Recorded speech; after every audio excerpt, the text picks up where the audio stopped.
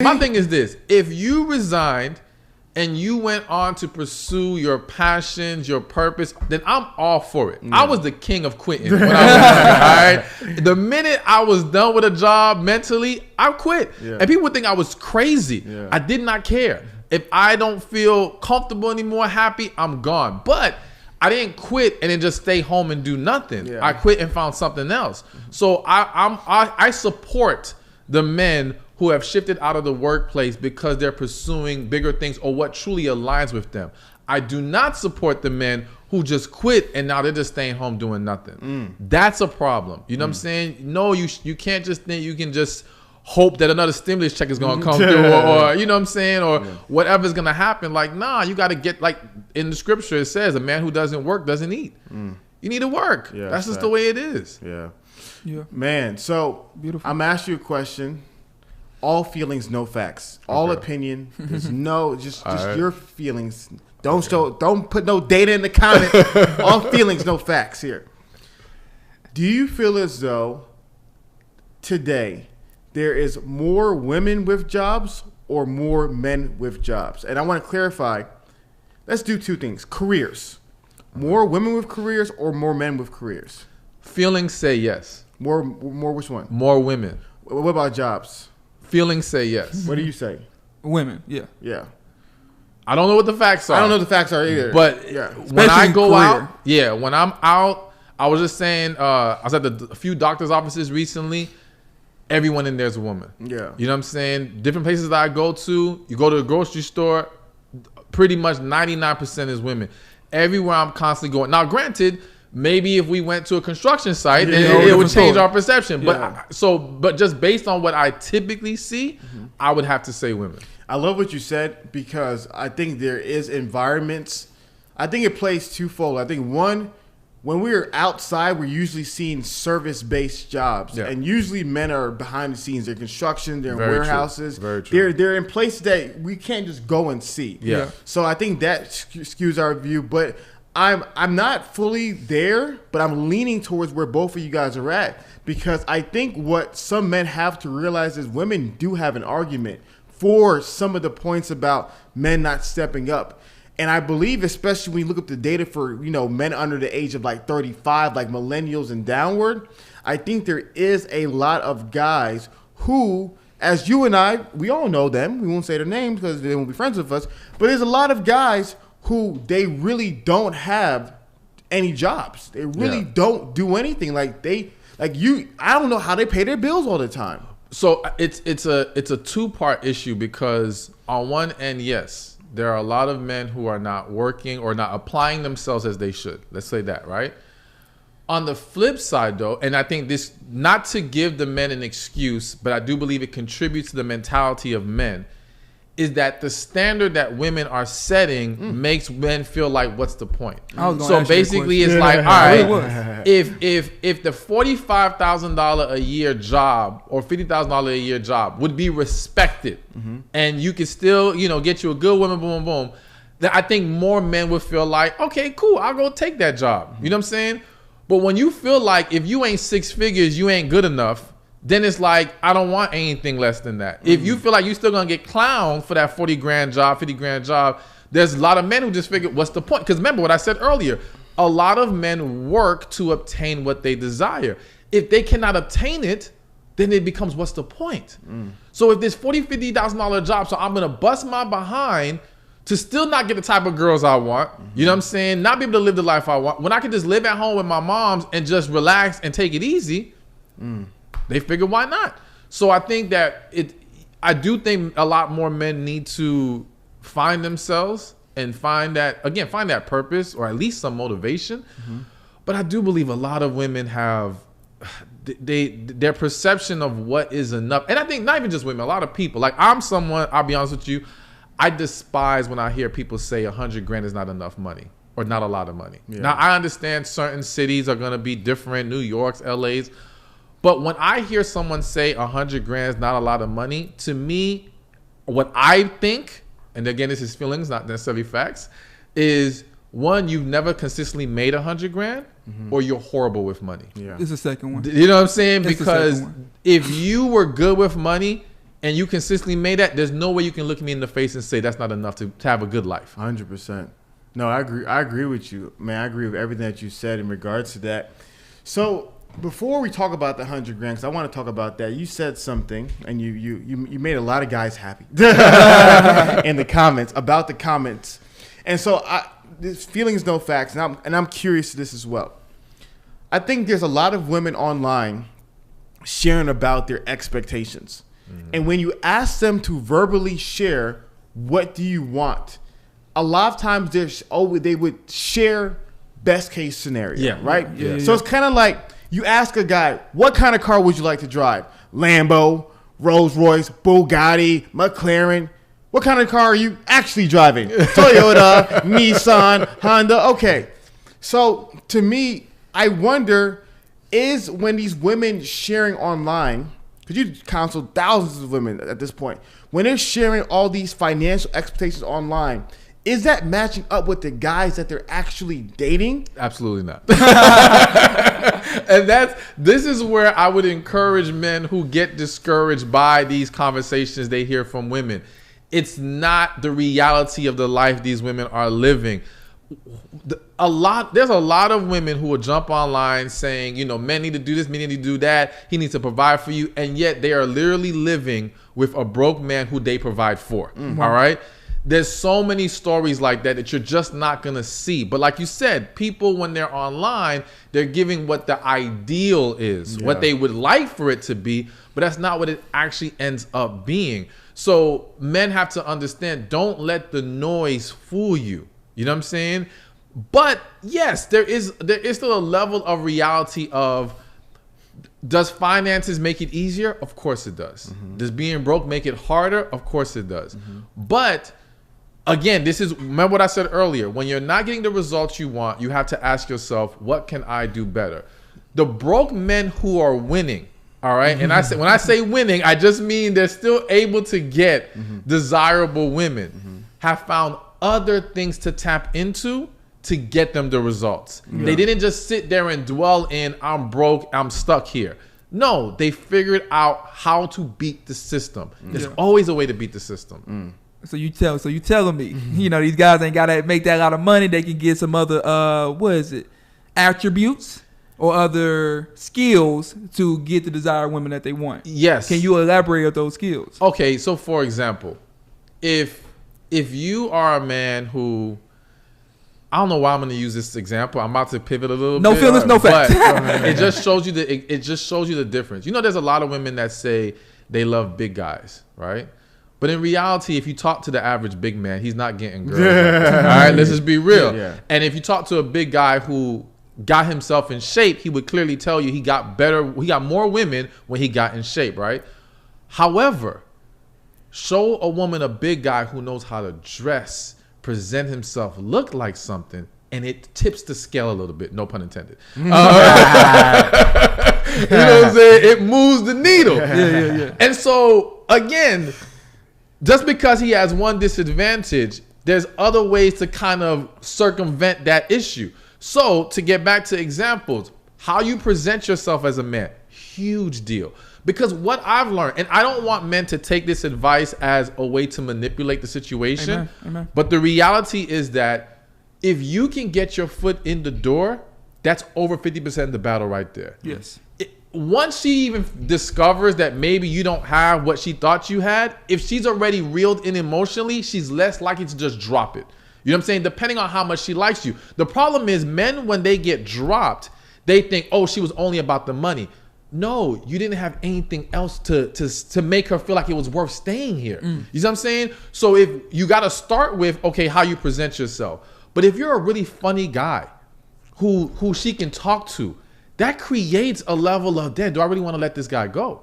You see what I'm saying? If you're very helpful in other ways, that can be a big win for you. You know what I'm saying? Being able to have good conversation with her. I mean, it seems silly, but it's really what can, and because she's already now dealing with you. You see what I'm saying? It's different if that's all you have from the beginning. Like if you were just a good person to talk to, you'd probably just be her friend. All right. But if you added, but think about that. She can talk to you, Now make yourself more attractive, and you might slide into romantic partner. You see what I'm saying? Because now you gave her that extra thing. You usually need at least 2 things to work with. Something that gets you in the door and something that gives her reason to keep you there. You see what I'm saying? So I think all those different things can help you even when you don't have money. But I will say this, because I don't want to fool men into thinking you can ride that train forever. All right? So at some point, she's still going to look for you to improve. So I would say that this method buys you time. Okay. All right? Yeah. But it does not last forever.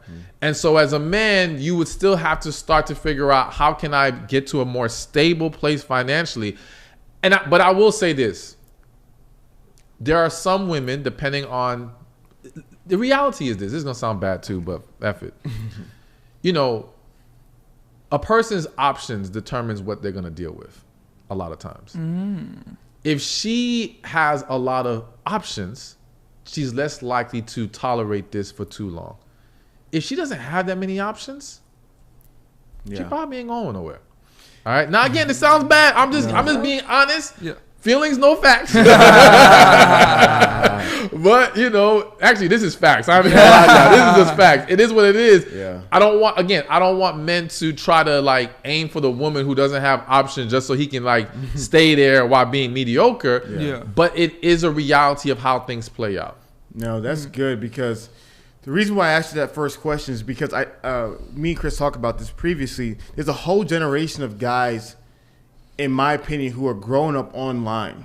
Because I've asked people, I said, imagine what were your fundamental years of life where you actually learned what life was about with women, dating, relationships, all that stuff. Usually that was like college, you know, post-college years. You were out, you were with the boys, you were, you know, interacting, you were getting rejected. You were actually having all this tangible experience. But for a lot of people from early 2020 till today, they've been inside. That fundamental years of being outside, they weren't even outside because of what happened. Yeah. And so you have this whole generation of guys who just their main interaction with women is via the internet. Yeah. Before, you know, like when we were growing up, that wasn't a thing. You know, I still had a flip phone, you know, when I was in college. And so to me, I think that's something that I realize a lot of the guys are dealing with. So when they're hearing all these stories about women, because when you ask them what they want, they're going to give $200,000 a year number. How much is that a month? You don't even know. Those people talk about 250. How much is that a month? You know what I mean? Like, you just throwing random numbers out there. Yeah. They believe that's what all these women want. And to your description, I've seen a lot of women, they say these things, but then the guys they're messing with are nowhere close to those tax brackets. Exactly. Because the guys have other things that can draw them in. Not saying they stay for long, but there are the other things that draw them in. Absolutely. And listen, some will stay for long, depending on how genuine the bond is. You know what I'm saying? It can change things. But again, yes, so look at it like this. It's almost like if a man is dealing with a woman and she's not the most attractive, but she has all these other great qualities, he may still get with her, right? And she just looks okay. If he starts to have other very beautiful women coming his way and has that option, now it becomes difficult. You see what I'm saying? But as long as that doesn't happen, he probably will continue to stay with that girl that maybe wasn't the greatest, most attractive, but she was just an amazing girl. So same thing happens with a lot of women. She can tolerate the fact that maybe he's not that well off financially, as long as she's not getting a whole bunch of ballers coming at her all the time. Yeah. But when that starts to stare you in the face, it creates a temptation and it creates a possible resentment towards your partner. Yeah. You see what I'm saying? Because in what will happen, the first stage of it is you wish your partner would just do that. Like she would wish her partner would just step up and make more money. He would wish, man, my girl would just get in shape and look like these girls. I'm good. You know what I'm saying? And then you might try to encourage them, but the problem is you accepted them as that. Yeah. And so they don't feel like they should have to change. And now you start to get frustrated because they won't make that change. And now those offers outside the relationship start to look more tempting. And now it starts to throw things off. I had a question. We won't say this guy's name, but it's a guy that you know. And we talk about him a lot. And we often see men later on in life, let's say they got a divorce or something. So guys, they got a divorce or something, and they date somebody new. Okay. Who may or may not look anything like his first wife. Uh-huh. So I've noticed that you have a lot of guys who are with somebody, and they're not what they want them to be. But they're believing that, you know, they like you said, eventually as time progresses, they start growing resentful, as especially if they level up. And like, dang, I want my woman to be more like now what I've kind of unlocked or what I'm kind of around. Is your advice to men, if you don't have 100% of what, not 100 is ridiculous. If you don't have the main ingredients that you need, never settle? Or is your advice to men that maybe you give them like a year waiting period where if you're with this girl and you're trying to maybe mold her into what you want her to be, give it a year, and after a year you drop her? You know what I mean? Where are you at? I'm on the first one. Okay. If you don't have what you need, do not settle. Here's the problem that a lot of men don't realize. There's so many different angles we can look at here. One, some of those guys who settled would have became more had they not settled. Getting with that woman, getting with the wrong woman derailed them in various ways, whether it be because now the relationship is not healthy and that causes issues, maybe kids come into play and now that hinders them, you know what I'm saying? Or when you're not with someone that you highly desire, you have less motivation. I don't know if people understand that. Like if you're dealing with someone and you're not really in something like that, they're just there, that doesn't push you. Part of the reason why love and being with that person you're so into elevates you is because it inspires you to want to be more and better. You see what I'm saying? You want to keep growing because you want to pour into this person even more great things. When you don't have that desire of them, you don't have that motivation. And what did I say earlier? Men will do what is only necessary to do. So with that woman who maybe is just happy she has you, not realizing that you're not giving her what she needs, she's not requiring more of you anyway. So she doesn't push you, or again, she doesn't have what it takes to motivate you because you don't desire her like that. So it can derail you in that way. It can derail you in the sense that I think, now here's the thing, let me say this real quick. Because I think, you know, when you see the man become successful and then switch up or whatever you want to call it, his true colors come out. I believe that those men knew from the beginning they were striving for something more in life. Those men should have been honest with themselves and said, I know where I'm trying to go and I know what kind of woman I want next to me when I get there. All right. If you're a man who's genuinely just, you're complacent, you're cool, you're fine where you're at, you're not striving for more, and this woman fits that, cool. Because you have no desire to push further to where you're going to even think about switching up on this woman. You have to really ask yourself, like, am I good? Would I want this woman at the pinnacle of my version of success? You see what I'm saying? Because our version of success is different. So if for you, your version of success is, man, if I'm making 60 grand, I got my home, I'm good, bills are paid, and she is what I would want at that pinnacle, and I'm good there, you're fine. But if you know right now you're making 30, but you're dreaming of making millions, and that's what you're working towards, and the woman you take at 30 grand is not the woman you would ever take making $1 million, you with the wrong woman. There's no point. So again, she can derail you. It could also it can create so many problems because again, now it becomes a distraction because you don't have what you want at home. So now your eyes start to wander. So now you start to get into all different types of situations trying to fill a void that she can't fill. And so now this takes you away from your work and your purpose. Again, there's a lot of men who have not reached their potential because they started off in the wrong relationship. You know what I'm saying? So to me, I just don't think it's worth it. You only cause more problems. It's inevitably going to end. You see what I'm saying? And then this is just what's coming to my spirit right now. This is where you see some of the she takes you for half of all you have situations. All right? See, a lot of men paint this negative picture of marriage and make it seem like here was this innocent man who married this woman who was good to her, and now she wants to just magically divorce him and take half. Yeah. No, what you didn't see was he picked this woman, was damn near using her to come up the entire time. All right? She was his stabilizer. And through that starts to now, and here's the thing. If she does that, she's waiting for her payback. See, she took you when you was down because she thought eventually you'd be up, and now she'll reap the rewards. All right? So now you up, and she's not reaping because now you're giving it to the other girl. Right? You over here doing this, that, and the other. Yeah. She feels some kind of way. You don't see the dysfunction that goes on because what happened was you put two people who did not belong together in a relationship. Yeah. So now all that dysfunction creates resentment and anger. So of course she's going after half your damn money. Not to mention all the other things. I mean, they could be abused, they could be cheating. And it's not to say there's never been a woman who was just a deceiver who was setting it up for that from day one. But a lot of situations, it goes that route because you mismatched two individuals from the beginning.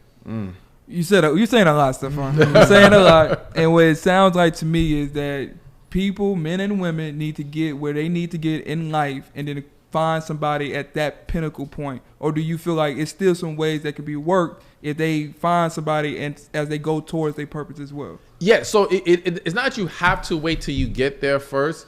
You just have to make sure that she is who you would want when you get there, and vice versa. Exactly. That's the thing. It's like and this is why finding your purpose is so huge. Yes. Because I always say you don't know where you're headed in life. You don't know who belongs on that path with you. There you go. So once you understand, okay, this is my purpose. This is what I'm trying to do. All right. So let's say, for example, this is a weird example, but let's say you're a guy and your purpose is to be a pastor, but you don't know that yet, right?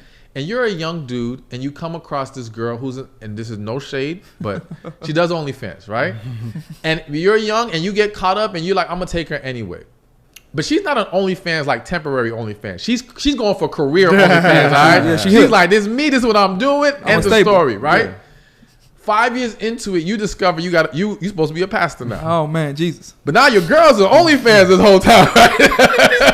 Conflict of interest. How do you now handle this? Now, again, she told you this is who I am. Yeah. I'm not changing. So now you're in this battle, and it becomes this whole thing. And that's an extreme example. That's good. But it just shows you how, like, I've seen couples that once one or the other discovered who they really were, they realized we don't fit. No, and so that's why it's important to figure it out beforehand. But back to your original question, you cannot have fully realized your potential, still meet the right woman who, again, you can recognize, you know what, even at my best, this is who I want with me. Yeah. And you're good. You don't have to wait till you're at your best first. No, that's so good. So one of the things I was walking the guys through the standard is this idea of like 11 themes of every great story. It's 11 themes that every man needs to have in his 11 things that every man needs to have in his life. And one of the themes was the princess. And the premise is that when most people think about the princess, think about like at the end of the movie, you know, you slay the dragon, you save the village, you get the gold, you get the girl, right? But I was like, that's a very cliche princess story, and most great movies don't have that story. Most great movies have a story where as the hero is pursuing his purpose, the princess comes along with his path. So like, for example, like you see like the Matrix. I was just thinking about Neo. Yeah, Neo's pursuing his purpose. He's becoming, being more proficient. All of a sudden, Trinity is drawn more and more to him. You name the movie, you see that story, Guardians of the Galaxy. Quill was just some regular guy, wasn't that interested, and all of a sudden, the Gamora gets interested in him. Iron Man, Tony and Pepper. It's just as you're pursuing your purpose, the princess comes alongside your path. And so I think there was like a lot of guys who believe that if I haven't become the 37, 40-year-old multimillionaire, I can't pick a woman. But I truly believe it's like, no, you can pick one who's following you on your path. But the key thing is you need to know your path. Yeah. You need to know your purpose. You need to know your adventure. Because like you said, that guy who was 22 years old, since he didn't know his purpose, he just picked some regular girl who happened to look good. And not realizing when he finally discovered his purpose, that woman doesn't belong on his path. Exactly. So I think that's a big thing that a lot of guys neglect, and you don't hear about it a lot when these guys are having these horror divorce stories. Like, did you know your purpose when you picked that woman, and was she pursuing the same path that you are? Because a lot of times I think it wasn't the case. Exactly. And I think also, like, using the examples you gave with Neo and Guardians of the Galaxy, I think the mistake that some men make is like, just because you meet the princess who's on your path doesn't mean it's time to be in an official relationship with her. you have to ask yourself, am I ready to handle a relationship with this woman? You can make your interests known, let her know how you feel. You can recognize that this is a woman that I can have a future with, but that doesn't mean rush to a relationship. And a lot of dudes rush it before it's time, and that creates a problem. So sometimes you can meet the right woman, and still, if you get involved too soon, throw everything off track. Why does it throw everything off track? Because we have to understand what is required in a relationship. Okay, for example, again, sometimes when we already have the prize, we stop the work. All right. So you get this woman, it's very easy. And you have to be honest with yourself as a man, about what kind of man you are. Some men, when they get in a relationship, they get tunnel vision. They're all about that woman. And they're so locked in that now they start to neglect the work. Yeah, all right. So now what happens is, so let's say she saw the potential in you. She knew you were heading for something greater. You get with her, and now you lose track because you're all about her. Now you start to look less attractive to her because you're not in your purpose anymore. You're not walking in your masculine energy anymore. Or let's just say you haven't learned how to handle your emotions. What happens to a lot of men when they fall in love? We turn to little bitches. All right, listen. When we, at least our first time, we typically don't know any better. And when I say we turn to bees, it's like, yo, we start to become a little bit more needy. We may become a little more emotional. We don't know how to handle that level of vulnerability. Again, that can start to push her away. She doesn't know how to handle now, and just as you don't know how to handle your emotions, she doesn't know how to handle hers or yours either. So now you have two people who have not matured emotionally enough to have a healthy relationship. So now that toxicity that comes from that starts to derail things. Again, y'all get into an argument. I've seen dudes miss out on scholarships in high school. Why? Because they got caught up in a situation with a woman. You know what I'm saying? Maybe it was, I've seen, like, you ever see a situation, dude gets in this huge argument, or maybe the girl breaks up with him the day before a big test, or let's say he's supposed to go to the combine or something. And it throws him completely off. You see what I'm saying? But because why? It wasn't time for you to even be involved in that yet. You know what I'm saying? So you have to be very careful as far as, okay, do I have a strong enough foundation to join together with this woman in an official relationship to where it will not take me away from what I'm supposed to be doing? Hey, thank you for watching this video. Be sure to check this one out right here, and I'll see you there. Being with the right woman can be a blessing, but being with the wrong woman can be a curse. And there's a lot of brothers out there who are cursed right now, unfortunately. Not because good women don't exist. You ain't gonna hear that from me, because I do believe there are tons